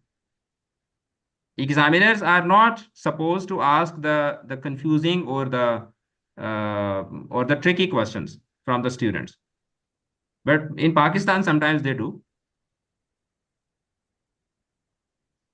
but primarily or as a matter of fact they are not supposed to do that. They always do, sir. Yeah, but they always do. अभी आपने देखा है ना कि वो एमडी कैट में भी क्या तमाशा लगा हुआ था। I don't know Please, whether sir. following that or not. तो पाकिस्तान में तो बाकायदा तौर पर एक सर्कस चलती है, and that honestly speaking that is the reason कि जिसकी वजह से आपने देखा होगा कि आप भी कहते होंगे ये कितना कोई पागल सा टीचर है कि एक एक पार्ट ऑफ स्पीच पे हमें 1.5 घंटे के लेक्चर्स दे रहा है। ठीक है, but why I am doing that, why am going one extra mile, मतलब मैं ये भी कर सकता हूँ ना कि नॉर्मली हर जगह पे क्या होता है, घंटे की कमिटमेंट अगर कोई टीचर करता है कि यार मैं आपको 60 मिनट पढ़ाऊंगा, तो वो क्या करते हैं, वो 5 मिनट लेट आते हैं, 15 मिनट पहले क्लास छोड़ते हैं, 40 मिनट वो पढ़ाते हैं, और वो भी वो आराम आराम आराम आराम आराम से लेजी लेजी लेजी पढ़ा रहे होते हैं। बीच में बच्चों से गप्पे भी लगा रहे होते हैं, वो सारा कुछ कर रहे होते हैं। अब मैं भी गप्पे लगा सकता हूँ, मुझे भी रोस्टिंग करना भी आती है, जुगते भी आती हैं, शुगर लगाना भी आता है, लेकिन आप लोग, हम यहाँ पर शुगर मेले के लिए तो नहीं बैठे हुए ना। Your time is very important. ठीक है, तो that is why I am going one extra mile and everything in detail, ताकि एग्जामिनर्स जो वहां पर चवले मारेंगे, कम से कम आप उसका विक्टिम बनते वक्त थोड़ा सा आपके ऊपर तरस आ जाए, थोड़ा सा आप अपने ऊपर रहम खा लें उस वक्त। Sir that's why we choose English academy, fees academy. Thank you so much. Alright, so shall we begin with the adverbs और should we be doing in the next class? जी, what is the consensus of the class? अभी strength भी काफी down हो गई है। I mean when we started the class it was 50 plus and now it's 39. So I कल guess I we, करेंगे, think next class. yes, we should do that in the next class. कल करेंगे इंशाल्लाह। Yeah, we sir will do कल that. Class होगी? I will try my level best कि मैं किस तरीके से आपके साथ कल मैं क्लास एक ले, ठीक है? I will try my level best and I will tell you well on time, ठीक है? जी अच्छा, अब आपको मैं होमवर्क बता दूं। आपका होमवर्क क्या है? मॉडल की 4 शीट्स, मॉडल वर्ब्स की जो 4 वर्कशीट्स हैं, ये आपने करनी है। इसके अलावा आपने वैलेंसी ऑफ वर्ब्स की जो 2 वर्कशीट्स हैं, ये आपने करनी है। 4 और 2 6 हो गया। और ये वर्ब वर्ब वाली जो 3 वर्कशीट्स हैं, 6 और 3 9। So you basically have 9 worksheets, ठीक है?